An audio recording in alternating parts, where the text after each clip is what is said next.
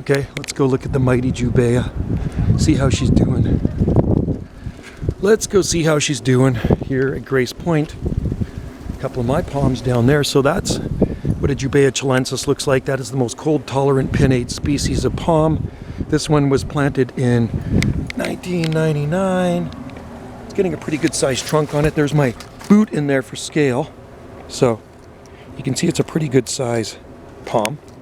Roots are starting to drop. You can see the smooth trunk at the bottom. So it's a Chilean wine palm, never protected here. It's growing in close proximity to the ocean. There's the ocean right there.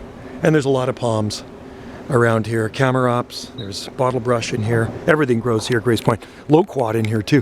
One of my seed-grown loquat trees right there. It's kind of very spindly because it's growing in the shade, but it's getting big. I grew that from local seed, from local fruit. So bottlebrush itself seed, you gotta love that. From the big bottlebrush, and there's acacia over there. And there used to be a big palm tree there, but they cut it down, so I got 2 more planted in there. And there's seedlings that come up all over, so try that one if you can find a Jubaea chilensis. They're very expensive. It's a feather palm, and this is cistus in here. Self-seeded palm there. It's a very palmy place. Just absolutely love it. And then we got the eucalyptus trees, big eucalyptus trees.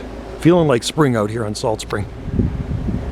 All right, guys, thanks for watching, and happy palm planting from the Southern Gulf Islands of Canada. Cheers to you.